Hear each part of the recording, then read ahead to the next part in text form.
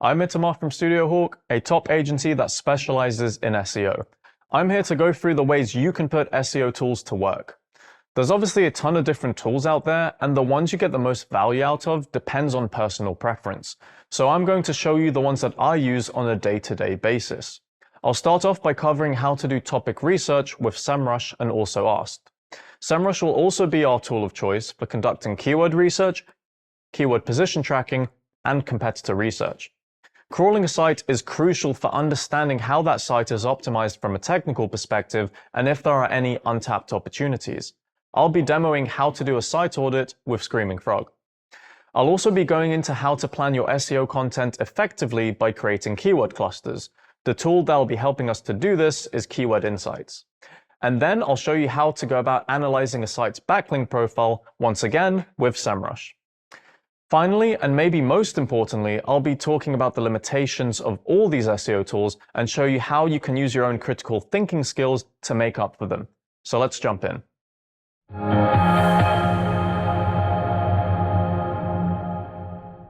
In this lesson, we'll run through Semrush's topic research tool, which can help you filter and analyze promising questions and headlines trending within your client's industry. We'll also take a look at Also Asked, which uses data from Google's People Also Asked feature to help you better understand searcher intent. Let's get started.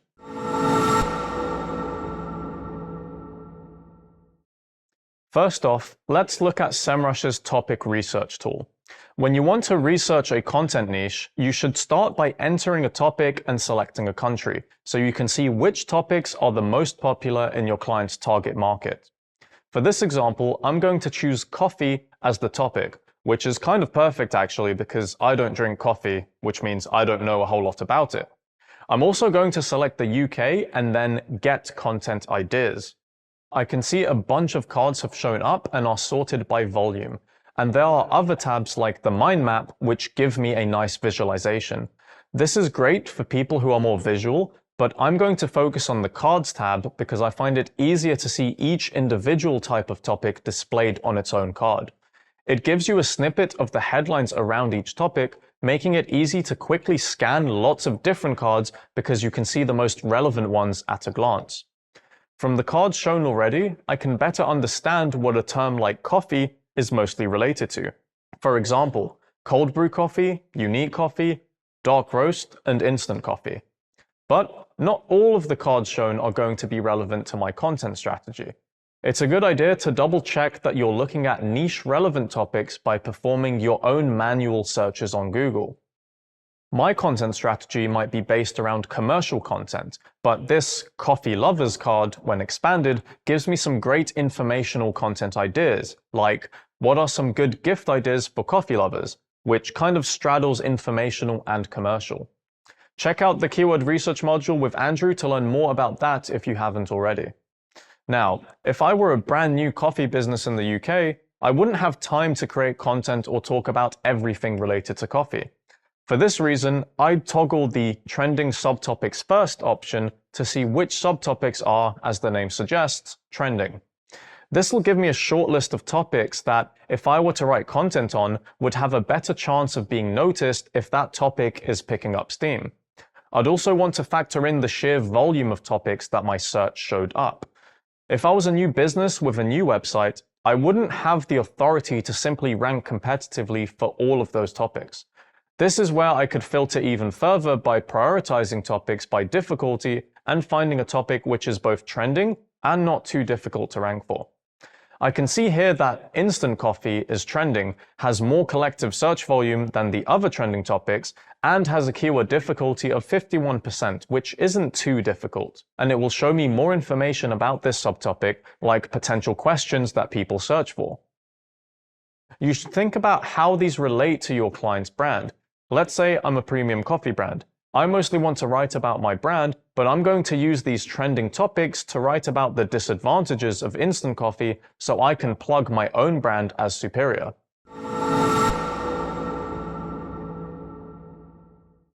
Although Semrush does provide a list of what questions people are searching for, I want to explore this subtopic further using Also Asked. After searching for instant coffee in the UK, I find some great pieces of content I can create that answer relevant but unique questions about instant coffee. For example, can I drink ground coffee like instant coffee? Would be great if I'm targeting users who haven't tried my ground coffee products but are used to drinking instant coffee.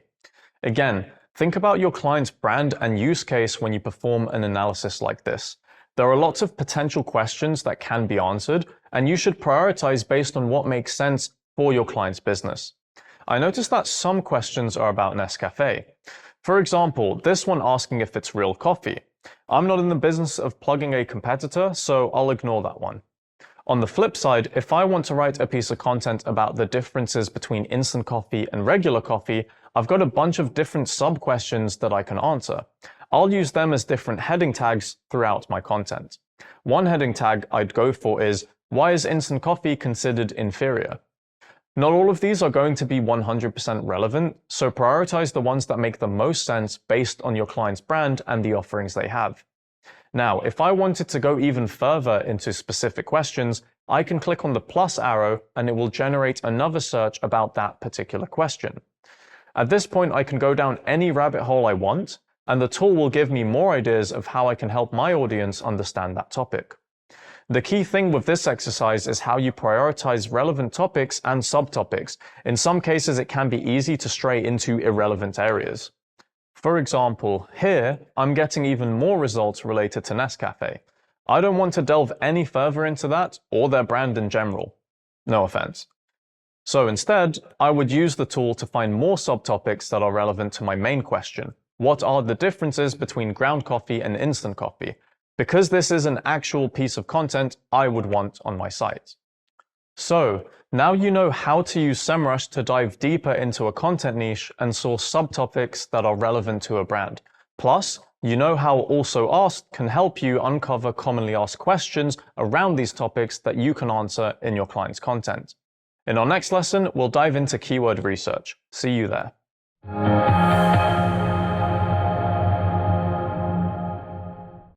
Once you've understood your client's niche a bit more, it's time to perform some in-depth keyword research. So, in this lesson, you'll get a little more acquainted with the Keyword Magic tool. The Semrush Keyword Magic tool is what I use to perform keyword research. Because I now know a bit more about my chosen niche, which is coffee, I'll enter coffee and once again filter the results to be for the UK. Then I'll click on search. It's easy to get overwhelmed by the amount of data and metrics that the Keyword Magic tool shows you, but we first need to understand the core metrics, which are keyword and search volume. We care about what the keywords are and how many people are searching for this keyword each month. Volume is automatically sorted by highest to lowest, and this is a good indicator to see which keywords are the most popular, such as Costa Coffee, coffee machine, coffee near me, and how much caffeine in coffee. The other core metrics displayed are intent and KD, or keyword difficulty. Intent is split into what the user intends to get out of the search. The four intents are navigational, informational, commercial, and transactional. Keep these in mind so that you can create content that's relevant for the right intent. Costa Coffee has a navigational intent as people want to go to that brand's website, so if I'm not Costa Coffee, I'll ignore this.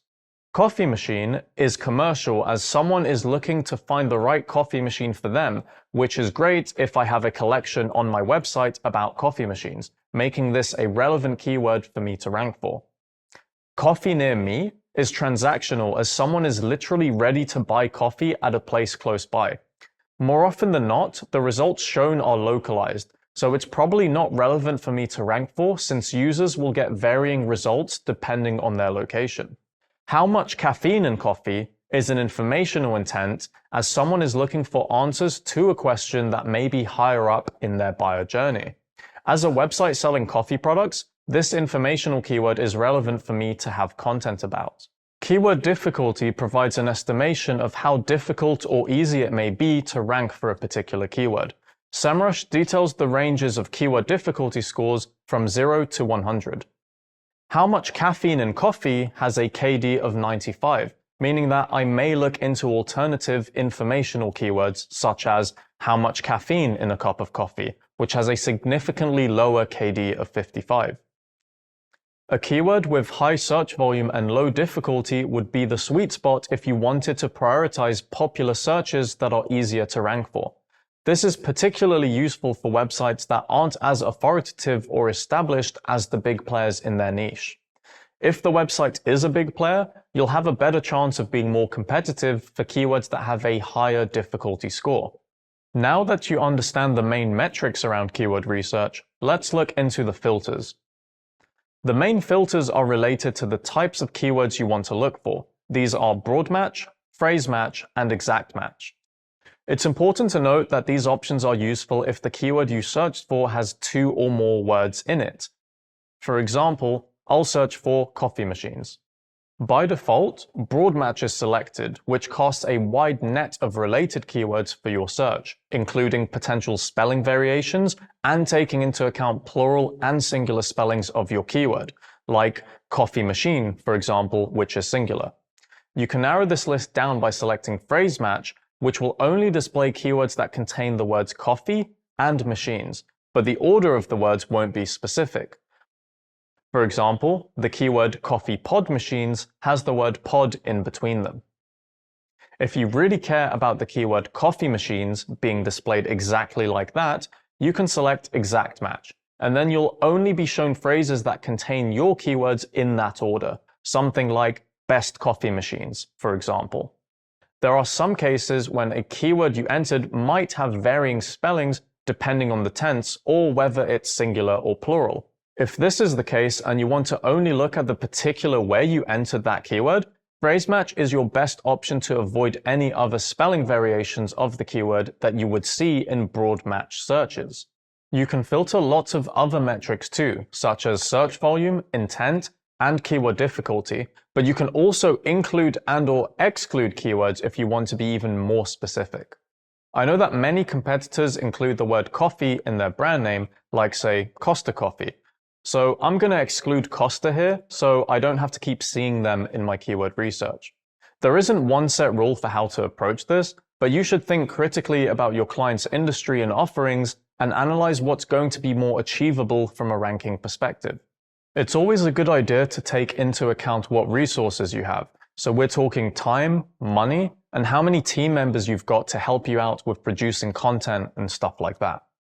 As a brand new website, I'd look for commercial or informational keywords that have less than 30 KD and search volumes of between 50 and 1,000. The filter options on the left can be quite helpful too.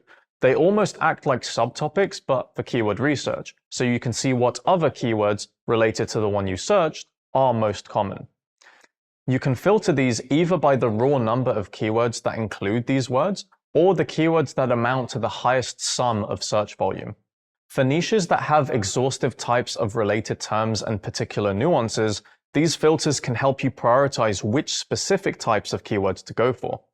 If I'm doing research on what types of coffee utilities people search for, I would click on machine here to see what machine-related coffee keywords people are looking up the most. In this example, I can see there are over 84,000 keywords that include the word machine in them.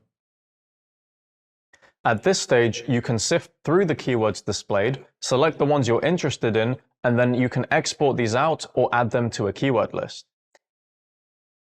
If you haven't found enough keywords for your liking, try to use fewer filtering options so you can get more results. However, this process is more manual, so it'll probably take a longer time to find the amount of keywords you need. The focus of this whole exercise is to have a short list of relevant keywords that your client would like to rank for, and also have a good chance of ranking for. Then you can go and create website content around these keywords. So, you now know how to perform keyword research that is both effective and relevant for a brand. I'll meet you in our next lesson to dive into position tracking with Semrush.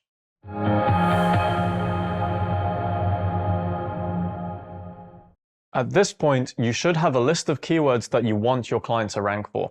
You might even have published some content using those keywords. So, how are you going to keep track if you're ranking for them or not? This is where the Semrush position tracking tool comes in. To get started, you first need to create a project in Semrush. When you click on Create Project, you'll be prompted to enter a domain. For this example, I'm going to use one of our clients, grind.co.uk. They're a well-known coffee company in the UK. Now, as you know, I don't drink coffee, but I think they're pretty cool. You can also enter a project name to keep everything tidy, especially if you have lots of projects already. On the newly created project dashboard, go to Position Tracking and click Set Up. For targeting, you have a choice of the search engine you want to track and the device, but most importantly, you want to select the most relevant location or target market. As Grind operates in the UK, I'll select the UK as the location. I tend to keep the search engine as Google by default and the device as desktop, but if you happen to know that the business gets most of its traffic through mobile or tablet, you can select those instead. On the Keywords tab, we're going to add some keywords for the business. You can add as many as you want. For this example, I'm going to add a handful of keywords such as ground coffee, coffee pods, and coffee beans, but feel free to follow along with your own list of keywords. I would describe these keywords as primary in terms of my focus, so I'll add a common tag to the keywords and call it primary, so a tag will be displayed next to them. This helps with filtering as well, because if you have a long list of keywords in there, you can filter by the tag to narrow it down. Over time, I'll add more keywords to position tracking, but for now I'll only focus on the primary ones for the business. Remember that the size of the website and your client's goals are going to dictate the number of keywords you want your client to rank for. If they're a small independent coffee shop focused on one or just a few offerings, the number of keywords you want to track will be less than that of a big coffee retailer that sells dozens of products. At this point, I'll click on Add Keywords to Campaign, and we're ready to start tracking. It'll take a few moments to grab all the data, but once it's ready, the Overview tab will show you a nice representation of the website's visibility in search over time based on your selected keywords. I filter them to show keywords that contain the common tag I set up beforehand. When you scroll down, you can see the individual keyword positions compared to where they were ranking 7 days before. There are a few metrics that are displayed in this table, but the most important thing is to look at the keyword, its search volume, where it ranks today compared to the previous week, and the URL that's ranking for that keyword. If you don't see a number in the position column, it means that your client isn't ranking in the top 100 positions on Google for it, and therefore, you also won't see a ranking URL shown for that keyword.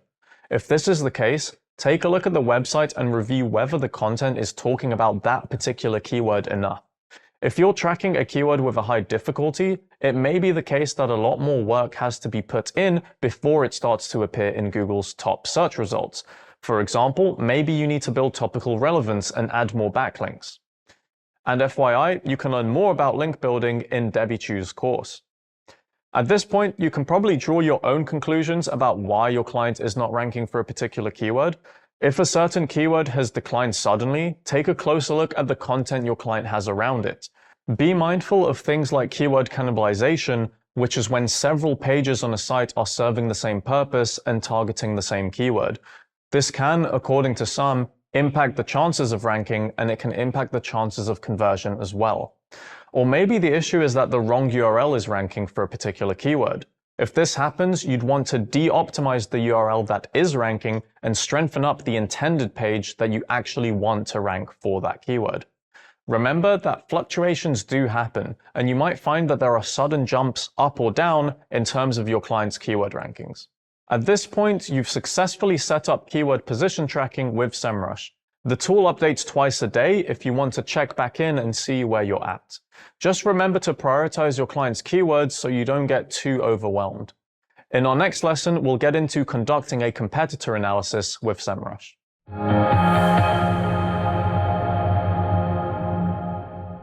If your client has competitors, I have no doubt that they'll want to outrank them. But how are you going to know what's going on within the organic search landscape? Luckily, Semrush has a few useful features that can tackle this. The first is the Domain Overview tool, which helps you analyze the strengths and weaknesses of your client's competitors. Let's dive in. First, enter the website and the target location. I'm going to keep using our client, the UK-based coffee company Grind, for this example. They have a great site and I want to see how it's performing. The Overview tab is what you're going to see right off the bat, and it provides a lot of useful information, such as the perceived authority score of the domain, how much organic traffic it gets, how many backlinks it has, and how many keywords it ranks for within the specified country. At first glance, it's useful to see the organic traffic and organic keywords charts to get an idea of the trajectory of the website. This is useful information that you can relay back to the business, and it's also a good way to get more buy-in for future SEO activities that you're recommending. For example, if you started doing SEO work 6 months ago and you're now seeing a surge in organic keywords, this is a very healthy sign, even more so if they're in the first or second page of the search results. So reporting this back will help you get the green light to scale up your activities. When you scroll down, you can get even more data like the organic keywords it ranks for, the intent split of the keywords, as well as the traffic split between branded and non-branded keywords. Branded keywords will reference the brand name of the site, and non-branded keywords will show all keywords that don't mention the site's name.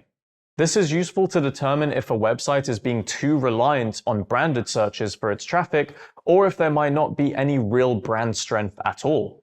For example, if my competitor's main traffic driver is non-branded keywords, I could get a quick understanding as to what types of content are primarily driving this traffic, and whether it's informational or commercial, etc. Taking a closer look at the organic keywords they rank for gives me an idea as to their overall SEO strategy, or at least what's performing well for them currently.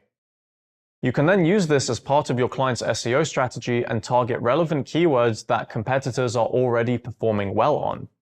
If you scroll down even further, you can see a glimpse of who the main organic competitors are for the website, as well as a nice visual to see where your client's site is benchmarked compared to competitors in terms of how much organic traffic your client receives, as well as the number of organic keywords they rank for. In some cases, especially for newer websites or those that haven't prioritized SEO in the past, you might see that the competitive positioning map doesn't actually contain relevant competitors. If this is the case, try to perform manual searches on Google for the main keywords to get a better idea of who the competitors are. However, for Grind, this isn't an issue as they're well established, and we can see relevant competitors show up. The domain overview is a great feature to dive deeper into lots of useful data, but when it comes to our competitor analysis, 2 features stand out: keyword gap and backlink gap. Let's start with the keyword gap first. Semrush will automatically populate the keyword for the website, and you can select up to 4 competitors to look at alongside it. You have suggestions based on who Semrush identifies to be your client's main organic competitors via the competitive positioning map.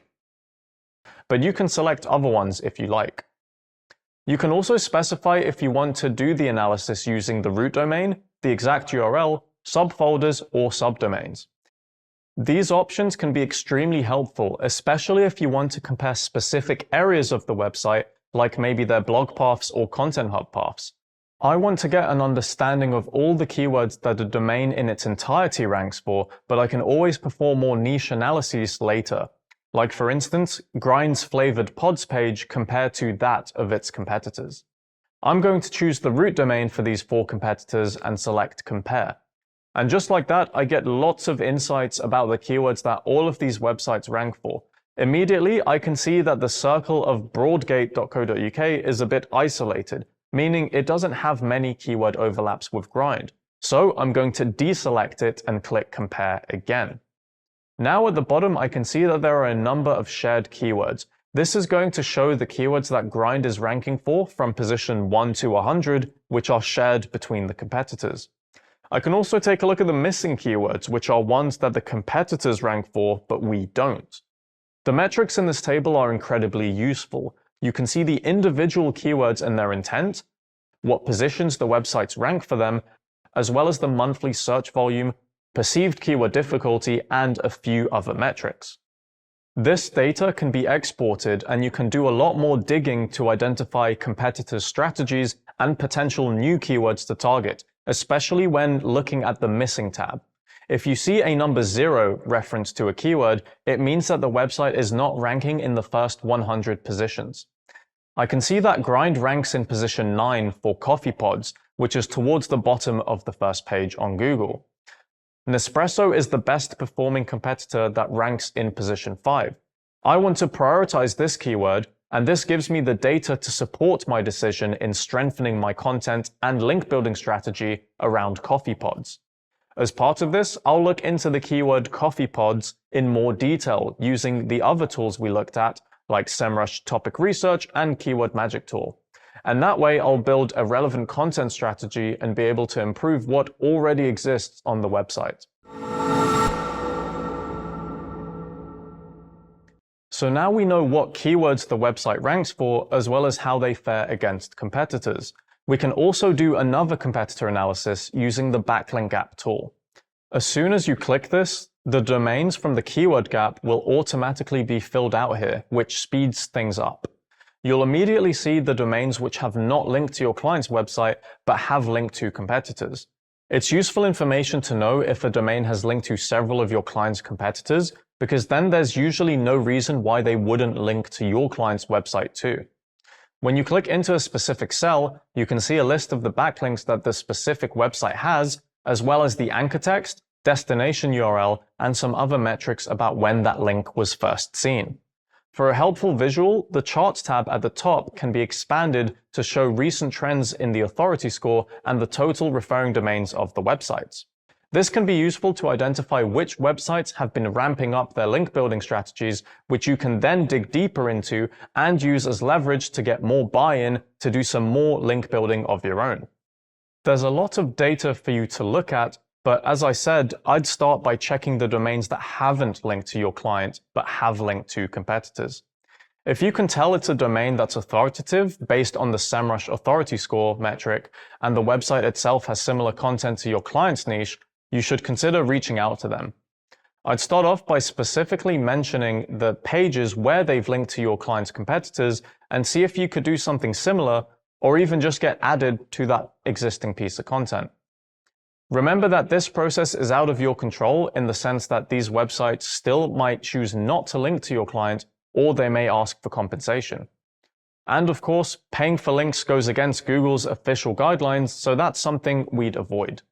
You've now got lots of data points and ways to see how your client's website is doing versus its competitors, from organic traffic to keyword rankings to backlinks. I'll meet you in our next lesson that'll cover conducting a site audit.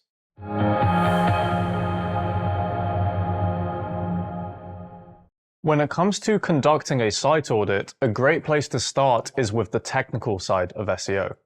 A technical site audit involves analyzing a website's crawl. Essentially, crawlers follow all the internal and external links to a website's pages in order to get a clearer picture of what the site looks like as a whole. So by crawling a website, we can discover all the URLs that exist as part of that website and spot issues that are affecting them. It's a great way of identifying where there's room for improvement. Screaming Frog is a tool that helps us get lots of useful details around how a website is structured and where there might be potential SEO opportunities. There are many settings that you can change in the tool and many settings that can help you configure a crawl to your heart's content. I'm going to cover some of the most useful ones. To get the full configuration window up, click the Configuration tab and select Crawl Config. Within the Spider settings, I like to change the rendering options from text only to JavaScript. This is especially useful with websites that use a lot of JavaScript. Keep in mind that crawls take longer if you're rendering JavaScript. The old Ajax crawling scheme is for websites that still use deprecated practices of URLs that contain a hash fragment. But if these are not found, the crawler will only crawl the raw HTML, which is the text-only option. In most cases, I like to use JavaScript rendering as it will find URLs that might not be accessible if JavaScript is disabled or on a text-only crawl. If you know that the website you're crawling has lots of query string URLs, such as a URL with a question mark and some parameters, you can narrow down the crawl by going to the Limits tab and limiting the number of query strings. If you set it to 0, you won't get any query string URLs in your crawl. It's sometimes useful to see what kind of query strings can be crawled to see if there might be duplicate content issues, at which point you could disallow them in robots.txt, but if you spot patterns or query strings that scale and make the crawl last forever, you can limit this here. On the Advanced tab, I like to set the 5xx response retries to 1, just in case the crawler comes across issues when crawling the site. This can happen if a website is protected via software like Cloudflare, and what you might see is that the URLs will crawl with a 5xx server error displayed, but in fact the URLs are actually OK or a 200 status code. But the crawler is essentially denied access because it might be trying to crawl the site too quickly. Under the content settings, the include or exclude tabs are useful if you want to narrow down the crawl of the website. You can use their test URL boxes to check if your settings have worked. For example, I might only want to crawl the blog section of a website, so I will include /blog with a wildcard so it will crawl all URLs that contain /blog. Keep in mind that this only works if the paths for the blogs are set up as /blog, as if it is not, it may be harder to narrow this down. If you've got a slower machine or are crawling a website that can't handle many requests, you can reduce the max thread setting under the Speed tab to make it more likely that the crawl will work instead of the website server having issues or getting 5xx errors as mentioned before. Max threads is set to 5 by default, but if you lower this to 2 or 3, the crawler will run slower, but it's more likely that it will crawl the URL successfully. The User Agent tab lets you choose which user agent to use as the crawler. The default Screaming Frog SEO Spider user agent is usually fine, but you can change this up to something else, like Googlebot if you prefer, since most of us care about Google's crawler. However, if you're unsure, check the robots.txt of the website you're trying to crawl to see if it's blocked any crawlers from crawling the website. The last setting I find really useful is the API Access tab, where you can connect different APIs to the crawl to get more metrics. I typically use Google Analytics 4 and Google Search Console to get granular organic data for each URL. With these enabled, I'll collect data from the last 12 months, as I find this more useful for analyzing these URLs' organic performance from a crawl.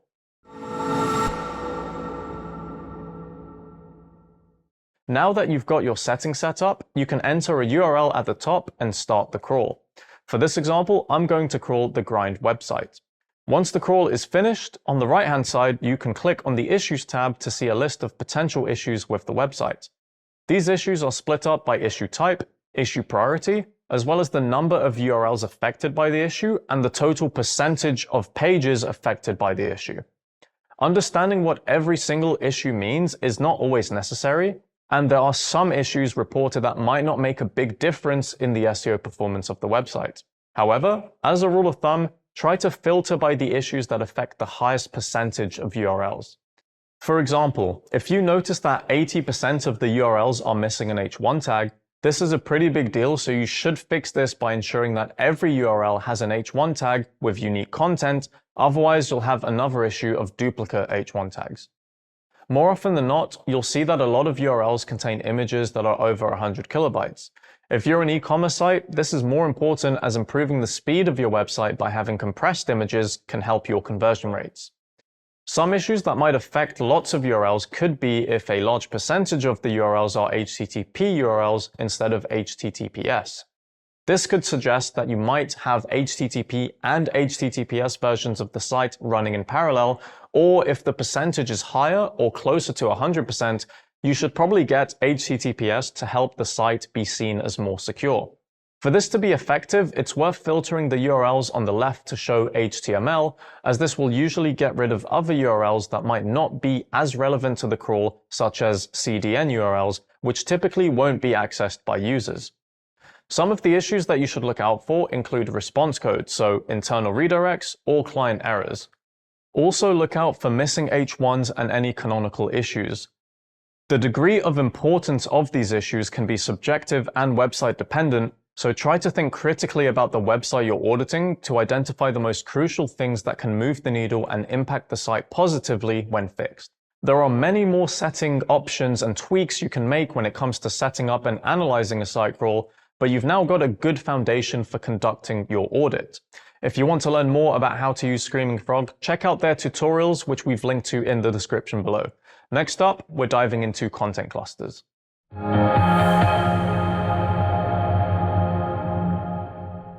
When it comes to creating SEO content, it's crucial to understand how the topics you're writing about are seen in the eyes of Google. Keyword Insights is a great tool for doing just that.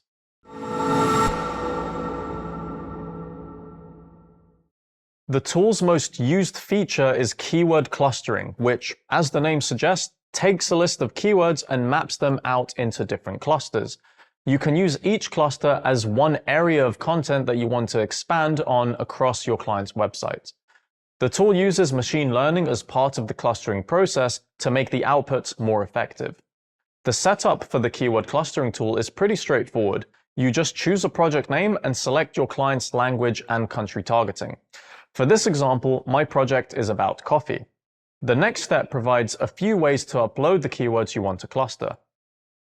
I'm going to upload a Semrush export of 500 keywords related to coffee. If you're unsure about which keywords to add into the tool, check out our other lessons on topic research and keyword research. Once you upload your file, you need to map out the keyword and the search volume based on the file you uploaded. In this example, I've uploaded my file, and using the two drop-downs to the right of the file name, I've selected which columns relate to the keywords and the volumes from my file. Remember that each keyword uses 1 credit at the time of recording this course, so try to only upload a list of keywords that are relevant to you, otherwise you may be wasting credits. Once you're happy with the inputted data and settings of the tool, you want to select Generate Report. This can take some time, and the more keywords you want to cluster, the longer it will take to process. When the report is generated, you can find all your clusters and their relevant embedded keywords. You will also see metrics like cluster search volume and user intent. Try to choose your clusters carefully. They should be relevant to your client's offerings, and you can prioritize these either by search volume or by thinking of the clusters which have the best commercial chance to get business. In this example, I like the coffee machine cluster as it has a large cluster volume and is overall very transactional, meaning that as a coffee business that sells coffee machines, this cluster would be my #1 priority. Now that you have your clusters, you might think that some of them are a bit too similar.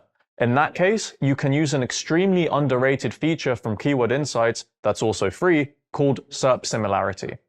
This tool is great because it shows how different or similar the SERPs are for different keywords based on which URLs are overlapping between different keywords that are searched on Google.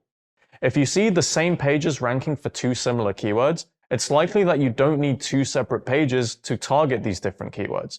The opposite is true if you don't see any overlaps.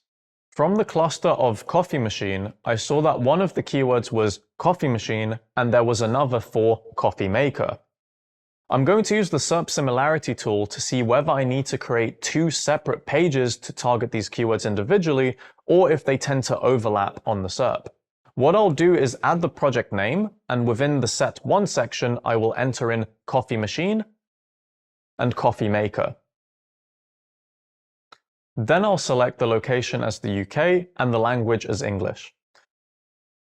Once this is done, I'll select Check Similarity on the bottom right. From this data, it's suggesting that the 2 keywords are similar enough that there are common URLs on the SERP between them. I would then feel confident that I can have one page that ranks for both coffee machine and coffee maker. You'd ideally perform this analysis with a few other similar keywords to make sure there is enough data to back up your decision. For example, you could add modifiers to the keywords such as best to see if the same URLs show up for best coffee machine versus just coffee machine, or best coffee machine versus best coffee maker. This is useful to see if you should be creating more content that will be unique to targeting specific types of keywords or modifiers to the keyword. Even if you think there's no way 2 keywords would overlap in terms of the SERP URLs that surface, you may be surprised at what you find. Keyword Insights is a great tool to perform keyword clustering and figure out how you should structure your client's pages in terms of keyword targeting. Have a go at this task for yourself and see what you find out.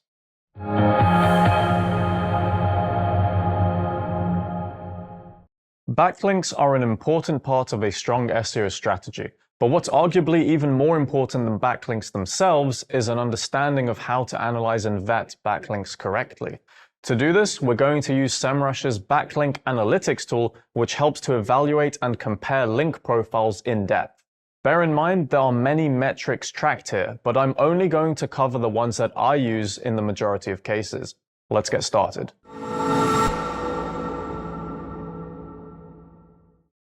First, just enter a domain.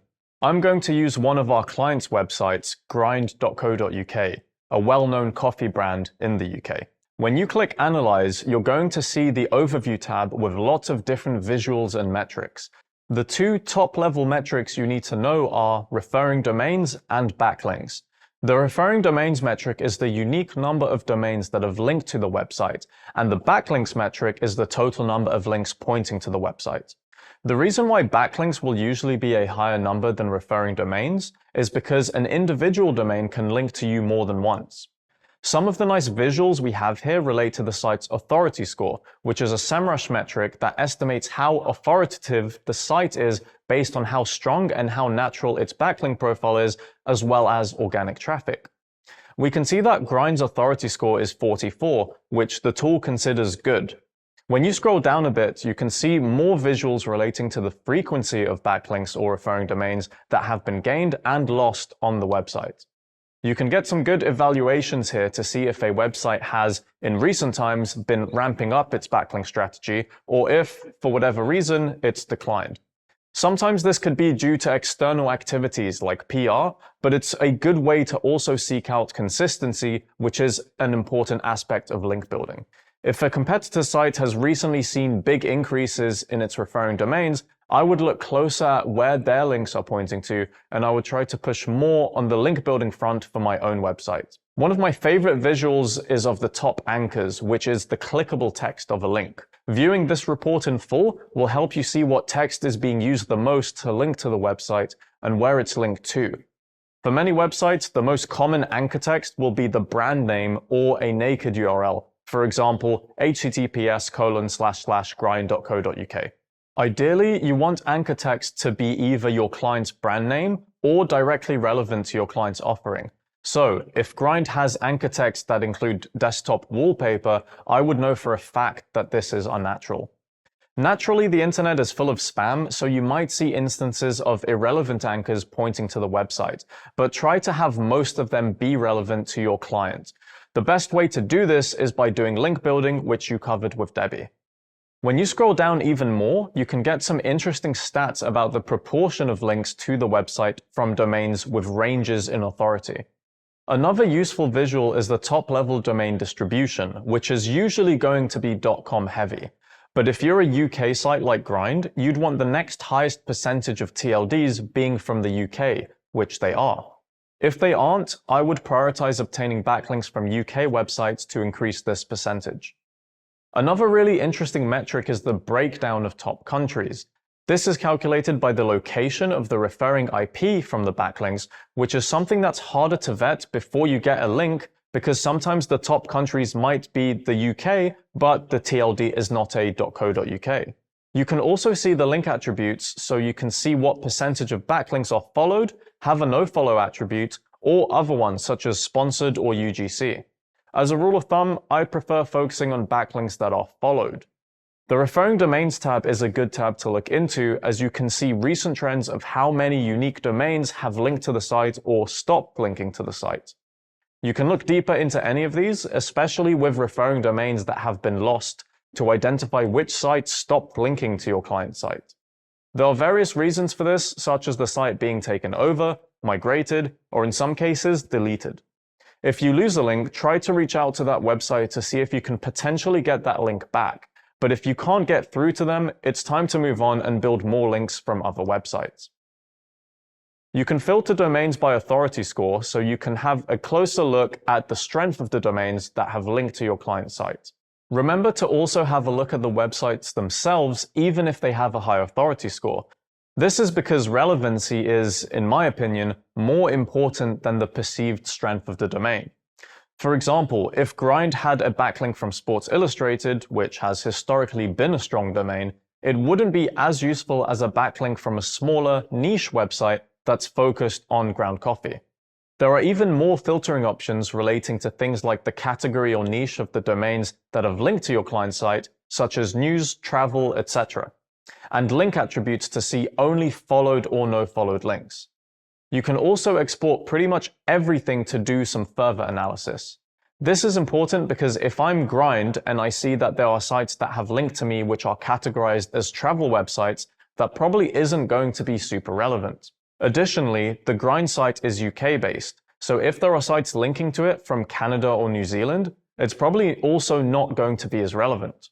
The Anchors tab is one of my favorites for backlink vetting, as I can look to see if I've got any anchors that are either irrelevant or flat out harmful. I can do this by searching for things like CBD, casino, MG, which is a common farmer anchor, and stuff like that. If you find instances of these, it may be worth disavowing these backlinks using the disavow tool in Google Search Console.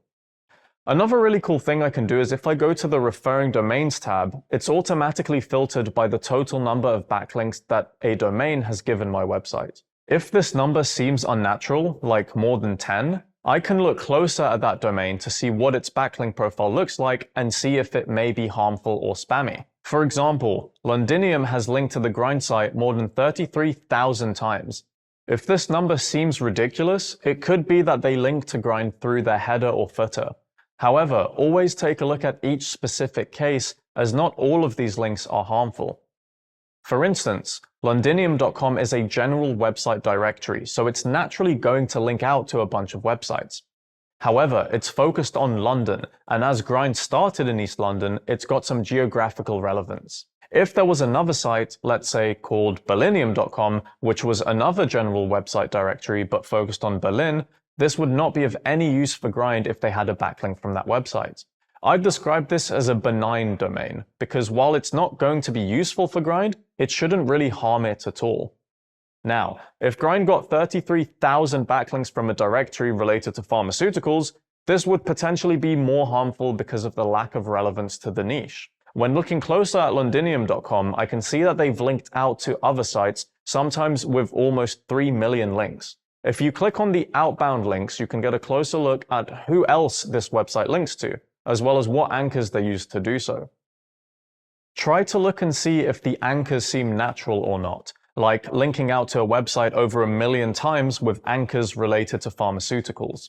Again, if you notice that certain domains have linked to your client site, which, after some manual deep dives, you can tell are either potentially harmful or might cause a manual penalty from Google, you can then consider disavowing those backlinks via Google Search Console. An example of something that's likely to be seen as link abuse would be an unnatural percentage of exact match anchor text pointing to specific pages.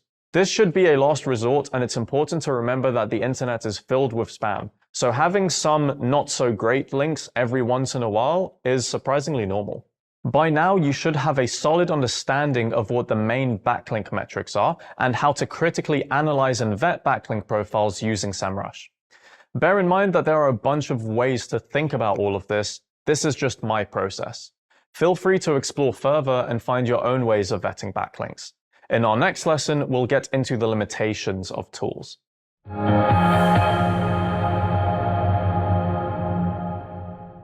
Tools are great, but they can't do everything for you. There are some things that tools simply can't provide or have a really tough time doing so. In this lesson, we'll walk through some of those limitations and what you can do to plug the gaps. One major limitation of tools is timely insights, whether that's seeking real-time shifts in intent from Google's perspective or industry changes that can only be known by attending events or keeping up with news sources like newsletters and the like. This concept is only significant if your client's niche changes frequently, like within the medical field where studies are often released and information on topics might change quickly, as was the case with COVID. In this case, tools will have a harder time providing timely insights that can help you get your client ahead of competitors. And if your competitors only rely on tools, you'll most likely be stuck in the same boat. Another critical flaw of tools is their inability to provide tailored insights. Let's say you want to create some FAQs for a coffee website. If I was doing this research and only looked at tools, I would definitely have a list of questions about coffee, but are these questions going to be the most relevant to that particular brand or website? Obviously, tools take a large data set and narrow it down, but what can be more relevant than asking customer service teams about the most frequent coffee-related questions they receive? The whole point of tools is to help you do the work, not do the work for you. So don't have the assumption that tools can reliably do everything or make the mistake of being lazy. In fact, relying on tools can be quite detrimental in some instances. Let's take competitor analysis, for example. Tools aren't going to have direct access to the Google Search Console or Google Analytics of every website, so their metrics for certain areas may be significantly inaccurate, namely for organic traffic estimations. Note that different tools will likely have different values for these, so don't be alarmed if you see differences. You also don't need every tool in the world to do a great job. There are a plethora of third-party tools out there. While I've tested dozens of tools and really enjoy or value many of them, my day-to-day usually involves using a select few tools. These include Semrush, Screaming Frog, Keyword Insights, as well as some free Chrome extensions like Robots Exclusion Checker, Web Developer, Wapalyzer, Schema Builder, Redirect Path, and Mangul's SEO extension. A lot of this is personal preference, but it's worth getting trials of tools before committing so you can develop your ideal processes. This is important as using a bunch of tools in your stack can become quite expensive. On top of that, some tools are easier to learn than others, so having a trial will not only help you save money, it'll also help you build a more enjoyable workflow with tools that you're more comfortable with. The best advice I can give when it comes to tools is that you should be critical enough to understand that they aren't going to solve all of your problems and that they're never going to be 100% accurate all of the time. Use your own judgment to identify when a tool is helpful and when it's not. Many tools will use things like clickstream data when it comes to things like keyword data, which by default is going to be skewed in some ways and may not be completely accurate. The bottom line is that, as an SEO, you should be able to use what's given to you by Google, aka the Serp, and use critical thinking to evaluate what the best strategy for the website is. So there you have it. I hope you now have a clearer understanding of the limitations of third-party tools and what to watch out for.